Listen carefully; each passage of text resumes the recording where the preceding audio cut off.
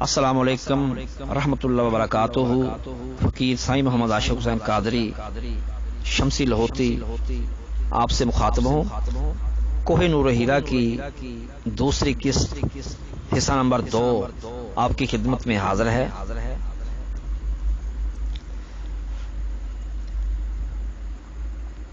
احمد شاہ کی وفات کے بعد یہ الماس اس کے بیٹے تیمور شاہ کے ہاتھ آیا۔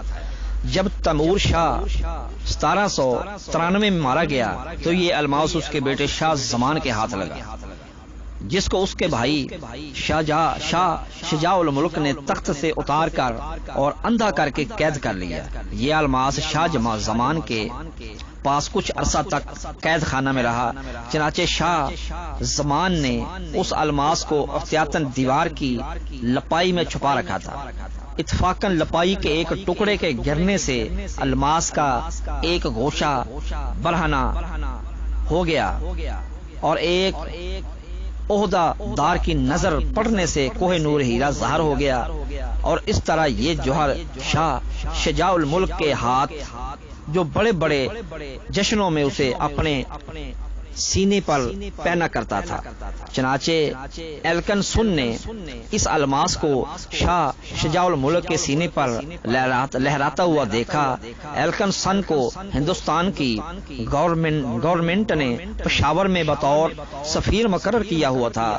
شاہ محمد نے جو تیمور شاہ کا تیسرا بیٹا تھا، شاہ شجاع الملک کو آنکھوں سے اندھا کر کے تخت سے اتار دیا اور جلا وطن کر دیا، لیکن ان مصائب میں وہ کوہ نور ہیرا کو جدا نہ کر سکا، بلکہ اسے لے کر اپنے اندھے بھائی شاہ زمان کے ساتھ 1812 میں مہاراجا رنجیت سنگھ کے پاس چلا آیا۔ مہاراجا نے ان دونوں آفت زدہ بھائیوں کی بڑی خاطرداری کی، بلکہ ان کے لیے شاہ محمد سے لڑ کر کشمیر چھین لیا۔ چونکہ مہاراجا رنجیت سنگھ نے کوہ نور ہیرا کی تعریف پہلے بھی سنی ہوئی تھی اور اس کے حاصل کرنے کا بڑا مشتاق اشتیاق تھا، اس لیے اس نے رفو بیگم زوجہ شاہ شجاع الملک سے، جو مہاراجا کے ذل حمایت میں پناہ گزین ہو کر بے مقام شہدارہ مقیم تھی، انہوں نے الماس طلب کیا۔ وفو بیگم نے جواب دیا کہ وہ الماس میرے پاس نہیں ہے۔ اس نے حکم ہوا کہ تمام متاع و اسباب لاہور میں لایا جائے۔ مہاراجا رنجیت سنگھ کو اس اسباب میں سے بڑے بڑے قیمتی جوہرات ملے، لیکن کوہ نور ہیرا ان میں نہیں تھا۔ اس لیے مہاراجا نے بیگم کی تلاشی لی اور ہمدم و رفا میں سے 2 کو قید کر لیا اور دیگر خادمات کا آب و دانا بند کر دیا، کھانا پینا بند کر دیا۔ کسی شخص کو تلاشی دینے کے بغیر بیگم کے پاس آنے کی اجازت نہ تھی۔ وفو بیگم نے بڑے قیمتی جوہرات روانہ کیے، جن میں ایک بڑا بیش قیمت یاقوت بھی تھا۔ مہاراجا کو چونکہ علم جوہرات میں چندہ تجربہ نہ تھا، اس لیے اس نے اس جوہرات کوہ نور ہیرا تصور کیا اور تصدیق کے لیے ایک ایسے شخص کے آگے جس نے کوہ نور ہیرا دیکھا ہوا تھا سب جوہرات رکھ کر پوچھا کہ ان میں کوہ نور ہیرا کون سا ہے۔ اس شخص نے جواب دیا کہ وہ ہیرا ان میں نہیں ہے۔ اس کے مقابلہ میں یہ سب جوہرات بیکار اور ہیچ ہیں۔ اس سے مہاراجا کا شوق اور بھی بڑھا اور بیگم کو ستانا شروع کر دیا۔ جب 2 روز تک بھوکا رکھنے سے بھی بیگم نے الماس ہیرا کوہ نور ہیرا نہ دیا تو مہاراجا کو نا امیدی ہو گئی۔ الغرض نہایت ستائے جانے سے بیگم نے وعدہ کیا کہ اگر شاہ شجاع الملک کشمیر سے رہا کر دیا جائے اور عمر بھر کے لیے اسے جاگیر عطا ہو تو میں الماس دے دوں گی۔ شاہ شجاع الملک فوراً رہا کر دیا گیا، لیکن ساری شرطیں پوری نہ ہوئیں۔ اس لیے بیگم نے کہا کہ الماس میرے پاس نہیں ہے، بلکہ کندھار میں ایک سوداگر کے پاس ہے۔ یہ بات سن کر مہاراجا نے بیگم کو پھر صعوبتیں دینے شروع کر دی اور ایک دفعہ ان کا کھانا پھر بند کر دیا گیا، لیکن کچھ کارگر نہیں ہوا۔ قصہ کوتا شاہ جہاں شجاع الملک نے الماس مطلوبہ کو دینے کا وعدہ کیا اور اس وعدہ وفائی کے لیے ایک دن مقرر ہوا۔ 1 جون 1813 کا دن مقرر ہوا۔ اس دن مہاراجا رنجیت سنگھ پہنچے۔ ملاقات کے بعد دونوں بیٹھ گئے۔ کچھ عرصہ تک دونوں طرف خاموشی رہی۔ آخر کار مہاراجا نے اپنے ایک ملازم کو اشارہ کیا کہ شاہ شجاع الملک کو اس ملاقات کا مقصد یاد دلایا جائے۔ اس پر شاہ شجاع الملک نے ایک غلام کو اشارہ کیا جو ایک ڈبیا لے کر آیا۔ ان دونوں بادشاہوں کے درمیان ڈبیا رکھ دی گئی۔ مہاراجا نے اپنے ایک ملازم کو ڈبیا کھولنے کا حکم دیا، جس میں سے یہ نابندہ الماس نکلا، ہیرا نکلا، جس کو ماہرین نے الماس کوہ نور ہیرا بتلا دیا، قرار دے دیا۔ اس مدت کی آرزو بر آنے سے مہاراجا رنجیت سنگھ نے نہایت مہربانی سے شاہ شجاع الملک کو پوچھا کہ آپ اس کی کیا قیمت مقرر کرتے ہیں؟ شاہ شجاع نے جواب دیا، اقبال، کیونکہ یہ ہمیشہ ایسے اشخاص کے پاس رہا ہے جنہوں نے اقبال کی یاوری سے اپنے وشنوں پر فتح پائی۔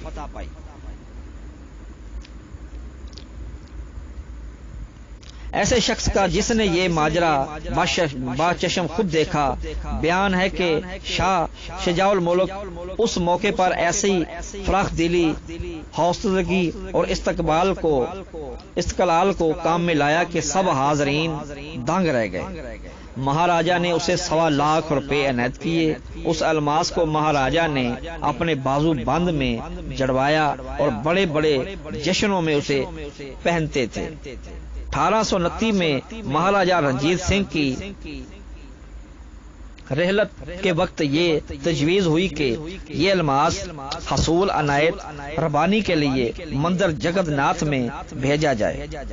یہ مندر اڈلیا میں ہے۔ کہتے ہیں کہ مہاراجا نے سر کے اشارے سے اس درخواست کو منظور بھی کیا، لیکن خزانچی نے کہا کہ جب تک کوئی ارشاد بس صحیح خاص نہ ہو میں الماس نہیں دوں گا۔ اس طرح یہ الماس مہاراجا کی وفات کے بعد دلیپ سنگھ کے ہاتھ آیا۔ جب 1839 میں صوبہ پنجاب سلطنت برطانیہ سے ملحق ہوا تو قرار پایا کہ اس ریاست کی تمام جائیداد ایسٹ انڈیا کمپنی اس رقم کے عوض جو ریاست پنجاب سے صرف جنگ اور قرضہ کے واجب اولاد میں سے ضبط کرے گی اور کوہ نور ہیرا ملک متعلقہ انگلستان کے حضور بھیجا جائے۔ گورنمنٹ پنجاب نے کوہ نور ہیرا کو سر جان الارٹ ٹس کے سپرد کیا کہ ولایت بھیج دیں۔ جہاں یہ روایت بیان کی جاتی ہے کہ جب وہ ڈبیا جس میں کوہ نور ہیرا تھا سر جان لاٹس کے حوالے کیا تو انہوں نے اسے اپنی باسٹک کے جیب میں ڈال دیا اور کام کی کثرت اور مصروفیت کی وجہ سے ان کو یاد نہ رہا۔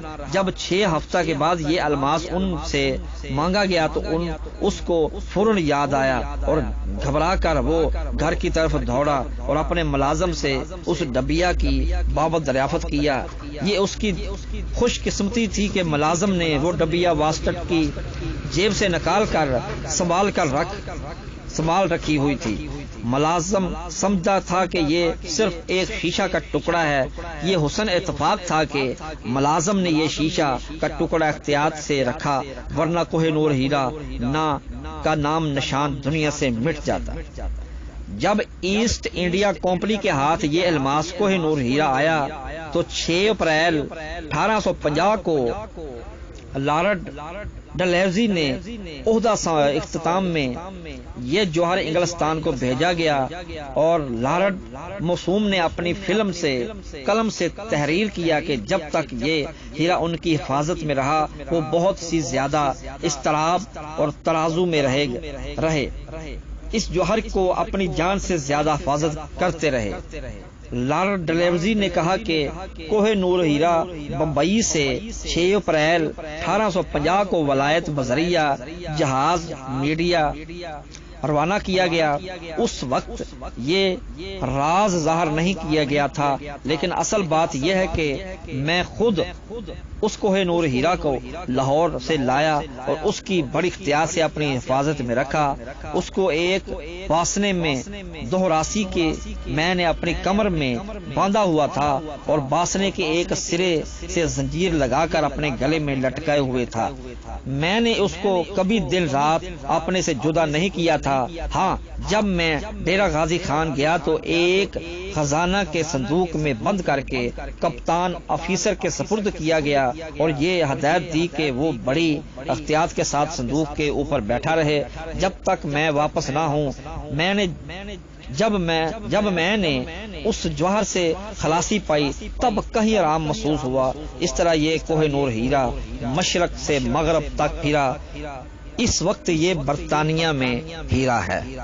اس وقت یہ ہیرا برطانیہ میں ہے۔ اس طرح یہ ہیرا تمام دنیا میں پھرا، تمام مہاراجوں کے پاس، بادشاہوں کے پاس، تمام ہیروں کے پاس یہ ہوتا ہوا ہندوستان میں پھر یہ انگریز کے ہاتھ آیا۔ اب بھی یہ انگریز کے پاس برطانیہ میں موجود ہے۔ یہ ہے کوہ نور ہیرا کی مکمل ہسٹری۔ السلام علیکم ورحمۃ اللہ وبرکاتہ۔